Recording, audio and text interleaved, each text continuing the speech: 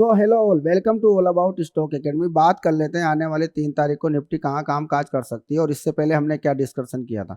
इससे पहले हमने क्लियर कट डिस्कशन किया था कि निफ्टी में एक बार के लिए 400 का लेवल जो है वो एक सपोर्ट का काम करेगा। वैसा ही हमें देखने को मिला और हमने बोला भी था कि निफ्टी यहाँ से गैप अप हो सकता है। तो जो लास्ट ट्रेडिंग सेशन फ्राइडे का था वहाँ पर निफ्टी में गैप अप ओपनिंग देखने को मिली और बैंक निफ्टी भी गैप अप हुई। लेकिन जैसा मैंने आपको बताया था कि बैंक निफ्टी में एक बुलिश पैटर्न है H4 पर, तो बैंक निफ्टी उस पैटर्न का मोमेंटम करते हुए हमेशा ऊपरी स्तरों पर ही रहा, लेकिन निफ्टी अपने आप को सस्टेन नहीं कर पाया। निफ्टी में थोड़ा दबाव देखा गया और निफ्टी अपने हाई से कुछ 40-50 पॉइंट ही प्लस में बंद हुआ।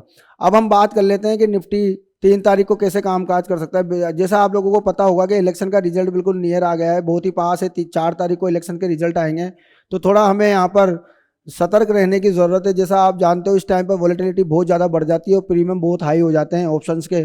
तो ये एक ऑप्शन बायर के लिए और सेलर के लिए दोनों के पॉइंट ऑफ व्यू से देखें तो यहाँ पर थोड़ा सा रिस्क बढ़ जाता है। तो आप थोड़ा सोच समझ कर ट्रेड करें। अब आइए बात करते हैं निफ्टी के बारे में।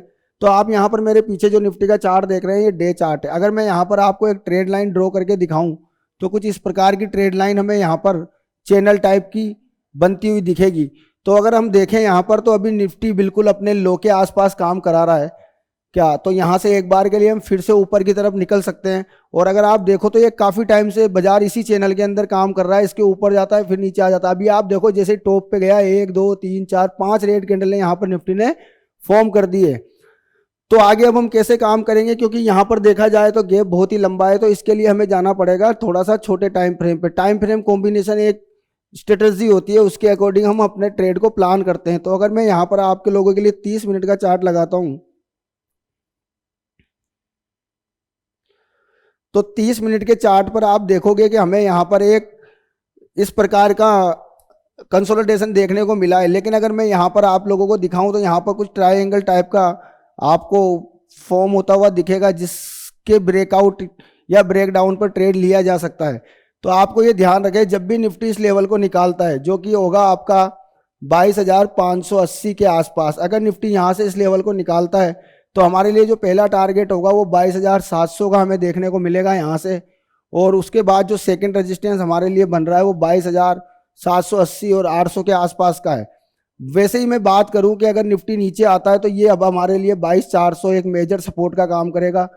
यहाँ पर अगर हमें बाजार मिलता है तो यहाँ पर शॉर्ट्स की जगह आप बाइंग की अपॉर्चुनिटी देखें। मतलब कहने का मतलब है यहाँ पर कोई आप ऐसा पैटर्न देखें जो आपको बाय की तरफ लेके जाए।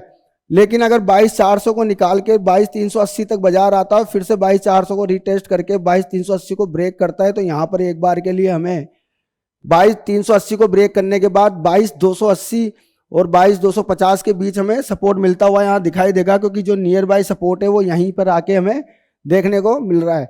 ऊपर की तरफ मैंने बता दिया है आपको, अगर हम 22,580 को निकालते हैं और यहाँ पर एक बुलिश कैंडल के साथ 30 मिनट में सस्टेन करते हैं तो उसी कैंडल के लो का स्टॉप लॉस लेके आप 22,700 और 22,800 तक के टारगेट भी इंट्राडे में देख सकते हैं।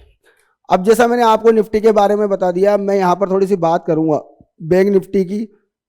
तो आप यहाँ देखोगे बैंक निफ्टी में, ये मैंने आपको बैंक निफ्टी का चार्ट लगा दिया है। यहाँ पर अगर आप देखो तो 30 मिनट का चार्ट ये जो मैंने आपके लोगों के लिए लगाया है, तो आप इसमें देखोगे यहाँ पर भी हम continue up trend up channel की तरफ चल रहे हैं। तो कहने का मतलब है यहाँ पर आप देखो बैंक निफ्टी इस प्रकार से काम कराता हुआ हमें दिखाए। अगर यहाँ पर 49,250 का लेवल बैंक निफ्टी निकालता है तो यहाँ पर हमें 49,500 और 49,600 और फिर से हम हाई लेवल को टच करते हुए दिखाई देंगे। तो ये क्योंकि ये एक बुलिश चैनल माना जाता है तो यहाँ पर अधिकतर चांस हमारे ऊपर जाने के ही है। क्योंकि अगर मैं आपको यहाँ पर बैंक निफ्टी का H4 का चार्ट में अगर दिखाऊं तो यहाँ पर एक बुलिश इनगल्फिंग पैटर्न बना हुआ है, जिसके जो टारगेट हैं वो 22,600 के आसपास के ही बनते हैं। और जो चैनल का ब्रेकआउट लेवल है वो भी यही दर्शाता है कि अगर यहाँ से बैंक निफ्टी तेज होता है तो 49,600 के आसपास हमें जाता हुआ देखने को मिल सकता है। अगर आप लोग भी सीखना चाहते हैं इसी प्रकार का टेक्निकल एनालिसिस तो ज्वाइन करें all about stock academy. Thank you.